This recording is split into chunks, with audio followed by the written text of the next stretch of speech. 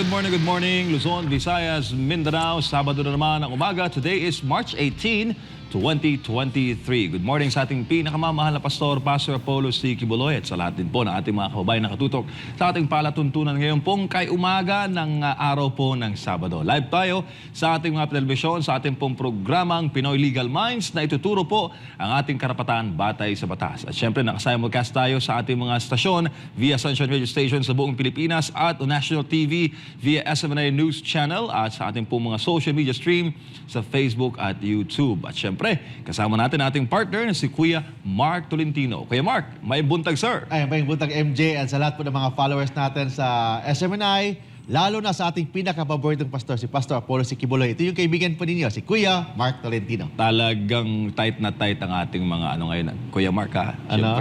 Siyempre, ang ating mga chin ha. Talagang kurba na. Yung sinasabi na, define ha. sikreto ng mga gwapo. Patay tayo dyan. Baka naman pang-ihip yung sikreto. Ano? So yun. Yan. Siyempre, Kuya Mark, sa ating pong mga kababayan na nais pong magtanong sa ating palatuntunan, by text nyo lamang po ang inyo pong mga tanong sa ating text line. At syempre, makapagtatanong din po kayo sa ating mga chat box, sa ating social media stream. At yung pin, nakapin po yung ating Zoom link para rekta on video. On National TV po kayo makapagtatanong kay Kuya Mark Tolentino. Kuya Mark, may mga natin na tayong tanong last week. Okay. Magbibigyan natin ng panahon. Number one, si Fred Cuti ng real estate ay naibigay sa mga anak. Pwede pa bang bawiin, Kuya Mark? Anong klaseng pagbigay? Depende yan. Yung pagbigay, kung if it is in a last will and testament, don't forget, pag last will and testament ang pagbigay, anytime pwedeng bawiin yan. Kasi the effectivity of the last will and testament will only takes place only upon the death of the decedent. Habang buhay pa yung owner or yung decedent or yung testator, buhay pa, anytime pwedeng baguhin yung last will. But kung true donation, depende din yan. If the donation, is it an absolute donation or a conditional donation? Pag conditional donation, pwedeng bawiin ang pagbigay ng property. Ano yung klaseng conditional donation? For example, ibibigay ko itong lupa na ito doon sa Tagaytay. 1,000 square meter na lupa sa Tagaytay. On the condition na tayuan nila ng bahay within 2 years. Paano kung hindi na tayuan ng bahay within 2 years? Pwedeng bawiin yung deed of donation. Pag conditional. But kung absolute donation na, pagbigay ng property is an absolute donation, hindi na pwedeng bawiin yan. Alright, kasi ang ating napaksa last week, Mark, may kaugnayan sa batas sa mana. Mana, pagbigay ng properties, so ganun. Alright. Si Bert de la Rosa, posible po ba kayo, Mark, sa Pilipinas, nabigyan ng mana ang mga alagang hayop? Pwede ba yun? Sa ibang bansa, may nabasa akong isang article, isang mayaman doon sa UK, yung kanyang property, mayaman siya, but wala siyang pamilya, binigay niya sa kanyang aso. That was maybe valid yan sa British law, but in the Philippines, no. Kailangan ang bigyan mo ng mana, kailangan tao. May rules sa mana. Ang una is yung mga compulsory heirs mo, yung mga, kung wala talagang heirs mo, yung collateral relatives mo, kung wala talaga yan, state, pabalik yan sa state. Ibig sabihin, kung wala kang pamilya, ibigay mo lahat ng properties mo sa aso mo. Ang aso walang capacity to accept. Ibig sabihin, yung property mo mapunta balik sa ating government. Sana all aso. Di ba? Mabuti pa yung aso, Kuya Mark, may mana. Kasi yung pagmamahal kasi ng hayop sa tao is unconditional love. Ang pagmamahal ng hayop sa tao, for example, aso, yung pusa, iba sa pagmamahal ng tao. Minsan ang tao nagmamahal, may kondisyon. But pag ang aso ang nagmamahal, ang pusa ang nagmamahal, walang kondisyon. That's why minsan yung mga mayayaman na nakita nila yung pagmamahal ng kanilang alagang aso, doon nila ibigay. But under the law, kailangan tao ang bigyan. Kung ibigay mo yung properties mo sa aso mo, sa pusa mo, balik yan sa ating government, yung mga properties mo. Paano kung tao na ugali aso? May ibang gano'n. May tao na yung ugali, hindi makain ng aso. Ayan. Yun. But kung tao, ugaling aso, okay yan. Kasi ibig sabihin, loyal siya, friendly siya, unconditional siya magbibigay ng pagmamahal ang kapwa niya tao. Pero nangangagat ang aso, Kuya Mark. Minsan nangangagat kung saktan mo. Pero kung alagaan mo, bigyan mo ng pagmamahal, hindi ka saktan yun. Bigyan ka ng times 10 ng pagmamahal na ibibigay mo sa kanya. Bueno, napupunta na tayo sa usaping aso. Dito tayo kayo sa ikatlong tanong. Si Romeo Alingog, dumali ang ginto. Attorney, yung kapatid namin na namatay pero may asawa, pero wala silang anak. May karapatan ba yung asawa ng aming kapatid sa mga mamanahin namin? Maraming salamat po. Ang mamanahin ninyo, for example, yung mga mana kasi are not considered conjugal properties.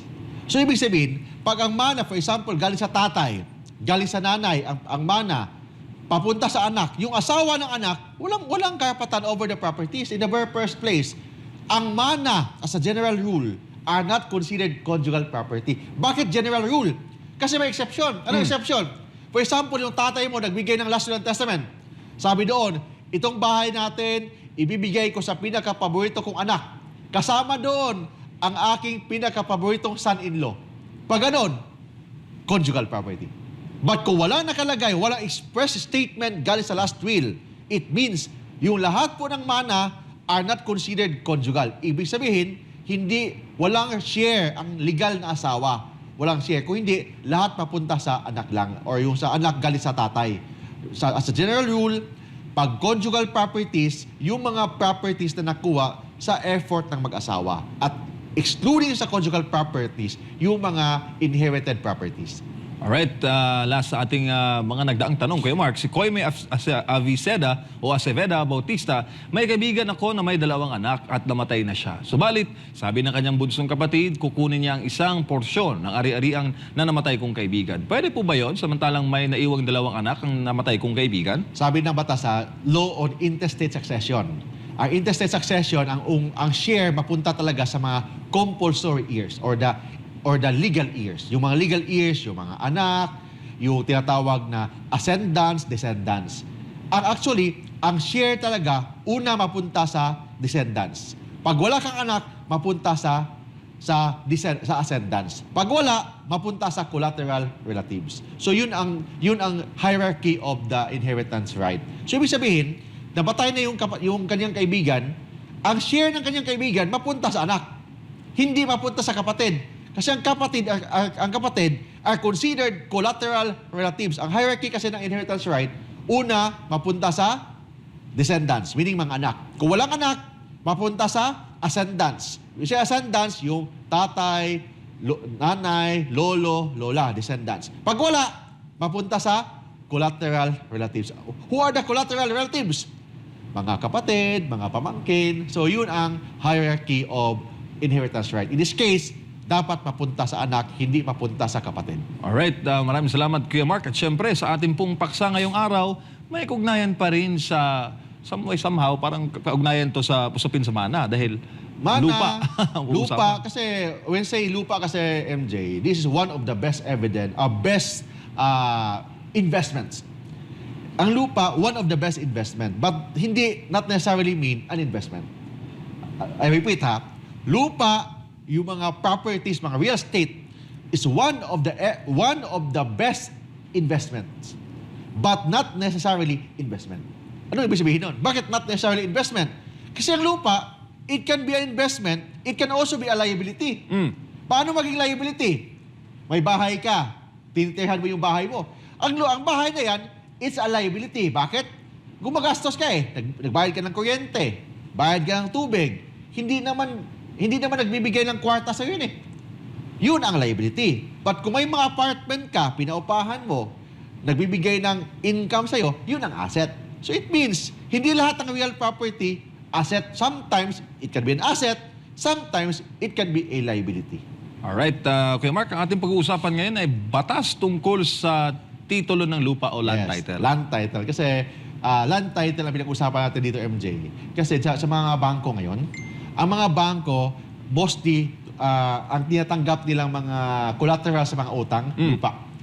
So, lupa through a title. So, pag-usapan po natin ngayon, MJ, ano yung tinatawag na land title, ano yung tinatawag na torrent system of titling, ano yung tinatawag na original certificate of title, o yung tinatawag na transfer certificate of title. Alright, pasadahan na natin Kuya Mark agad. Ano ho ba ang ibig sabihin ng certificate of title? Yung certificate of title, ang tawag doon sometimes, MJ, is a torrents title. Torrents? Torrents title. Ooh. Actually, it's based ito sa Australia. Torrens title in America. So ano yung tinatawag na Torrens title and certificate of title? Ang certificate of title, this is the best evidence of land ownership. Best evidence of land ownership, and it prevails over other evidence of land ownership. Ano yung other evidence of land ownership? Tax declaration, real estate receipt, may deed of donation ka, galing sa tatay mo, may deed of sale ka, those are also evidence of ownership. But the best evidence of ownership is the certificate of title, or sometimes it is called Torrens title. Land title. Land title, Torrens title, or certificate of title, pareho lang yan. This is the best evidence of best evidence of ownership. For example, may property, ikaw, may tax declaration ka, ako may certificate of title ako. So ano masusunod? Sino may tunay na mamayari ng property na yan? Yung may tax declaration or yung may titulo? Yung may titulo ang the real owner of the property. Because sabi ng batas, certificate of title or torrent system prevail over other evidence of ownership. Other evidence of ownership like tax declaration, yung tinatawag na real estate receipt, yung tinatawag na deed of donation, yung mga deed of sale, yun ang mga other evidence of ownership, but still evidence of ownership. But in case of conflict between certificate of title and tax declaration, the certificate of title will prevail. Alright, yun na ba yun, Kuya Mark, yung mga uri o klasifikasyon ng certificate of title, yung binanggit po ninyo? Hindi. Hindi pa yun? Hindi yun. Ay, ganun. Those are only evidence of ownership. Mga klase ng mga ebidensya na ikaw yung owner ng property. But dalawang klase ang titulo ng lupa or certificate of title. May tinatawag tayong original certificate of title. May tinatawag din tayong transfer certificate of title. Yung una, Kuya Mark, ano ibig sabihin nun? Yung original, ibig sabihin, ikaw yung unang nagpa-register ng property. So, ang tanong dyan, sino ba ang may right na kumuha ng original certificate of title? For example, ang property hindi registered. Tapos, for example, may mga tao na pwedeng mag-apply ng titulo ng lupa sa Registry of Deeds. Ang tawag doon, original certificate of title, kasi una pa lang na-registered ang property. So, yun ang tinatawag na original certificate of title. Yung pangalawa, Kuya Mark, transfer. Yung transfer, ibig sabihin, na-registered na ni Pedro ang property, tapos binenta niya ni Juan, so i-transfer niya ang property ni Juan. So si Juan may tinatawag na transfer certificate of title. Opo. Kanino po i-issue, Kuya Mark, yung original certificate title? Ang original certificate of title, actually tatlong tao ang pwede issue ng original certificate of title. Those who by themselves, sila, or their predecessor in interest, yung kanilang mga kamag-anak, they have an open, continuous, exclusive, notorious possession or occupation of an alienable or disposable property of a public domain. Sabi ng batas, public domain. But may notorious? Ibig sabihin, sila lang. At sila lang. Open, exclusive. Walang iba naka-occupy. Naka-occupy and naka-possess ng property as in a concept of an owner since June 12, 1945 or earlier. Kasi yun ang word na ginamit ng batas, June, kasi parang may determining point. Ibig sabihin, you occupy the property since before 1945. Ikaw o yung kayong mga kamag-anak, ang property hindi registered, but you occupied, you possess the property since June 12, 1945 or earlier. So pwede kang mag-apply ng original transfer certificate of title. Pangalawa, you acquire the property, the ownership of the private property by prescription. Meaning, prescription for a long period of time. Doon ka nakatira, ginamit mo ang property, wala namang owner ng property na yan, so by prescription, you can apply. Or three, through acquisition. Kasi acquisition, for example, may property. Dahil sa bagyo, lindol, lumalaki ang property mo. Dati, dagat lang yan. Pero yung dagat na wala ang dagat na tabunan ng lupa. So lumaki ang property mo. So yung property na yan, pwede mong, nakatabi sa lupa mo, nagkatabi, so pwede ka mag-apply ng original certificate of title. Patituluhan mo na. Patituluhan mo kasi biglang lumaki ang lupa mo dahil sa lindol, dahil sa bagyo, through natural situation or circumstances, lumalaki ang lupa mo. So by acquisition ang tawag doon. So yan, pwede ka mag-apply ng original certificate of title. Aba, sino lang po ba, Kuya Mark, ang pwedeng magmay-ari ng lupa sa Pilipinas? Yung mga may pera lang ba? Actually, as a general rule, Pilipino lang ang pwedeng mag-ari ng real property sa Pilipinas or a corporation. A corporation at least 60% owned by Filipino. Yun ang general rule. But may mga situation na mga foreigner pwedeng mag-own ng property sa Pilipinas. So, hindi totoo yung hindi pwede ang foreigner maka-own ng property sa Pilipinas. Pwedeng maka-own ng real property sa Pilipinas ang mga foreigner. Paano ang MUMS? Una, the foreigner acquired the real property before 1935 Constitution. Kasi before the 1935, pwede pa ang mga foreigner maka-own ng real property sa Pilipinas. Walang economic restrictions? Yes, before 1935. yun. Tagal na nun kay So, Mark. I don't know, panahon pa yata ni Inrile. Idol, Senator Inrile. So, before 1935 Constitution, yun. Wala pang, pwede ang foreigner na maka-own ng property sa Pilipinas. Second, yung mga foreigner na naka-acquired ng real property by hereditary succession. Hereditary, namana niya. Amerikano siya. Tapos yung tatay niya, Pilipino. So, nakamana siya ng property by hereditary succession. Pwede rin. May tatlo pa. For example, condominium. Pag condominium, the foreigner can own condominium unit provided that at least only up to 40% of the interest of the condominium project owned by foreigner.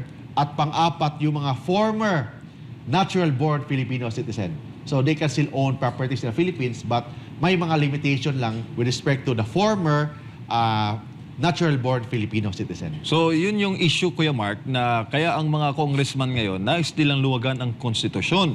Maybe gusto nilang ibalik bago ang 1935 Constitution.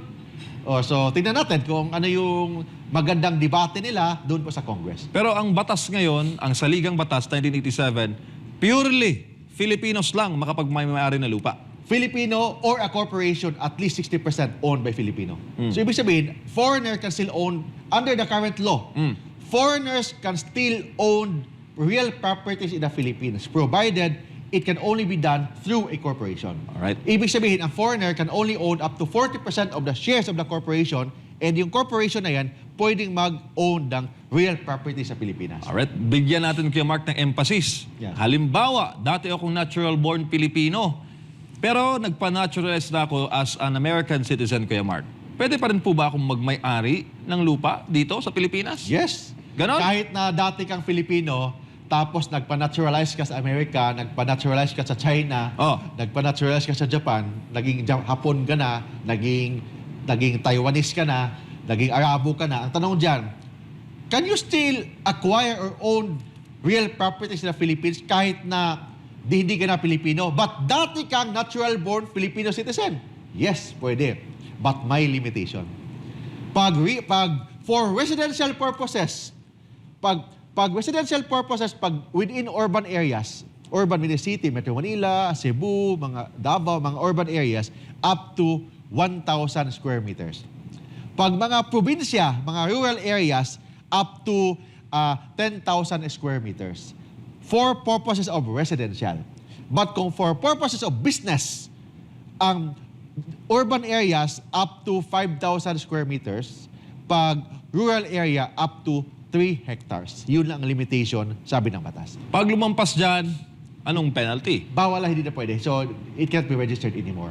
Basta pag lumampas na, for example, may lupa ka, gusto kang mag-own ng property sa Pilipinas, pag more than 5,000 na, more than 5,000 square meters na, but for commercial purposes, hindi na pwede yan. Hindi na ma-registered yan under your name. Alright, eto pa ang isang sitwasyon, Kuya Mark. Halimbawa, bumili ako ng lupa. Yes. For example, tapos na-issuehan yan ng deed of sale. Tapos, paano ko i-register ang deed of sale sa Registry of Deeds? Simple Ang lang. proseso. For example, bumili ka ng lupa, mayaman ka, dami kang cash, gusto ka bumili ng lupa. Tapos, anong gagawin mo para ma-registered ang lupa na yan under your name? Simple lang. Una, ipanotarize mo ang deed of sale sa notary public. First yan, inotarize mo ang deed of sale. Second, yung deed of sale na yan, i-present mo sa BIR within 30 days from the notarization. Within 30 days lang. Or 5 days within 5 days at the end of the month of the notarization. So yun ang second rule. I-present mo dapat sa BIR as soon as possible. Third, you need to pay yung tinatawag na capital gain tax. Bayaran mo ang capital gain tax. Then pagkatapos, yung deed of sale, i-submit mo or i-file mo sa BIR. Then the BIR will issue a tax clearance or certificate authorizing registration. Pagkatapos yan, you need to pay transfer tax sa Treasurer's Office sa LGU kung saan located ang property. Bayad ka ng transfer tax. Pagkatapos yan, that's the time that the Registry of Deeds will issue a new transfer certificate of title. Simple ba yun? Ang dami nun. Oh, yun yung proseso. So, first step, ibig sabihin, bago ka pupunta sa Registry of Deeds, kailangan ka magpa-notarize, magbayad ng buhis, and may clearance dapat sa BIR. Alright. Kasi kung wala yun, Kuya Mark, negative. Negative, hindi ma-register yan kasi one of the requirement for the registration of the certificate of title, may tax clearance and yung tinatawag na certificate authorizing registration. Ang mag-issue niyan ang BIR. Ito mga kababayan, pakinggan nyo itong tanong na to dahil ito'y mahalaga at maraming makaka-relate. Kuya Mark, ano-ano ang mga bayarin at dapat bayaran sa paglipat ng pangalan sa titulo ng lupa sa ibang tao? Actually, for example, may bumili ka ng lupa. Ang tanong dyan, sino ba magbayad ng mga buhis? Kasi may mga expenses yan eh. From Mr. A, ilipat ang property to Mr. B. Magbayad ka dapat ng buhis. Ang tanong, sino magbayad? Si buyer o si seller?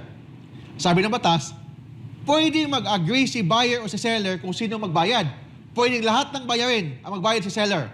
Pwede lahat ng bayarin ang magbayad si buyer. But under the natural situation, normal situation, ito yung normal situation. Pag seller, ang bayarin ng seller talaga yung capital gain tax, which is 6.5% of the selling price or the fair market value. Capital gain tax. Pag ang seller is a corporation, siya magbayad ng withholding tax. Siya din magbayad ng real estate tax pag may due, and siya din magbayad sa komisyon ng mga broker. Yung mga broker, di ba may mga komisyon yan? Ang magbayad yan dapat si seller. Si buyer naman, ang buyer ni buyer, in a normal situation, mga normal na mga transaksyon, cost of registration. Kasama doon yung documentary stamp tax, which is 1.5% of the selling price or the fair market value, whichever is higher. Yung transfer tax, 0.5%. Yung registration fee, 25%, and other incidental expenses. Ang magbabayad dyan, ang buyer as a general rule. But hindi naman mag-prevent ang batas. Pwede naman mag-usap yung buyer and seller na pwede ang lahat na magbayad sa lahat ng buhis, lahat ng expenses, si buyer, tapos si seller, malinis yung kanyang income. Kita niya, malinis. Then lahat ng mga bayarin sa government, si buyer ang magbabayad. Pwedeng magkasundo sila. Ang sinasabi ko lang sa mga taxes na ito, as a normal situation, normal na mga transaction, kung walang usapan, sino talaga ang magbayad ng capital gain tax, sino magbayad ng transfer tax, ito yung sinasabi ng batas with respect to the buyer and the seller. Si Manny Balyon, may tanong Kuya Mark. Attorney, yung natalong complainant sa admin case, may pananagutan po ba sa batas? Kung natalong complainant sa admin case, actually, depende, hindi ko masasabi kasi very, very broad yung question. But ang pag-file kasi ng kaso, as long ang kaso mo, you file it in good faith, hindi naman bad faith yung mag-file mo, yung tinatawag na malicious prosecution. Kasi pag malicious prosecution, file ka lang para just to harass a person, that is a ground, yung pwede maging liable siya for damages. Provided that yung pag-file ng kaso, it is a maliciously filing of a case. Pero pag normal lang, nag-file ka ng kaso, kasi karapatan mo naman mag-file ng kaso, tapos na-dismiss, hindi ibig sabihin na pwede kang balikan. Except pag yung pag-file mo ng kaso, walang basihan, purely harassment lang, pwede ka mademanda ng malicious prosecution. Alright, si Nita Soledad may tanong, kung isang foreigner ay gusto magmay-ari ng real estate, Kuya Mark, pero ipinangalan niya sa kanyang Pilipinang asawa, posible pa rin po ba na maging may-ari ang foreigner o ang foreigner as conjugal property? Hindi. Basic. Sabi ng saligang batas, under the 1987 Philippine Constitution, pag real property ang pinag-usapan, Pilipino lang ang pwedeng mag-own ng property. Exception dyan, pwedeng corporation, but only up to 40% owned by foreigner. Yun ang sabi ng batas. Kung ginawa niyang dami ang kanyang asawa, problema na yan. Kung magkahiwalay sila, hindi siya makakuha ng share. It is considered as a conjugal property. Kasi we follow the general rule. The general rule, bawal ang foreigner or a foreigner maka-own ng real property in the Philippines as a general rule. Ang tawag nila dyan, apam eh. Afam? O mga afam. Bawal ang mga afam maka-own ng real property. May exception lang kung maybe naka-own siya before 1935 Constitution, hereditary succession, pwede yan, may exception yan. Condominium, pwede rin up to 40%. Or if that foreigner or that afam is a former natural-born Filipino. Pag ganoon, may mga exception sa batas. But as a general rule, if you're an APAM, a foreigner, anong tawag mo dyan, hindi ka talaga pwede maka-own ng property sa Pilipinas. Kung ipangalan mo sa asawa mo, that is your, nag-assume ka ng risk. Kung maghiwalay kayo, wala kang share over that property in the very first place, kahit na pera mo pa ang ginagamit, nagbigay ka ng ilang milyon sa asawa mo, sige, bili ka ng lupa dyan. Tapos naghiwalay kayo, hindi mo na mababawi yung lupa na yan. Attorney, legal po ba ayon kay kayo Mark, Raul Batica? Legal po ba ang isang titulo na accordingly ang nakalagay na location map ay mali ang lupa ay nasa Tagaytay? Uy, pero ang nakalagay sa titulo according sa PCS number nasa Concepcion Tarlac yung property. Ang layo. So sabi ng batas pag title ang pinag-usapan, there is a presumption that it is legal. There is a presumption that that is valid. So kung tingin mo na illegal yon, mali yung nakalagay sa titulo, you have the burden of proof na mag-file ka ng kaso sa court para mabago yung titulo na yan. Kasi sabi ng batas, if it is in a torrent system, there's a presumption that that is valid. So ikaw na you will question it, you need to file a case to the court. Siyempre, ang layo naman doon Kuya Mark. Tarlac tapos Tagaytay. Ang layo naman. Pero usually may nangyayari po bang gano'n na May mga clerical errors? Maybe clerical errors. Minsan may mga iba dyan na under the table. Minsan may mga ganyan. Ay, ganon? So, na iba. So ang kailangan lang natin na i-review natin ang titulo. Yung titulo, there's a presumption that is valid, but there is no absolute validity.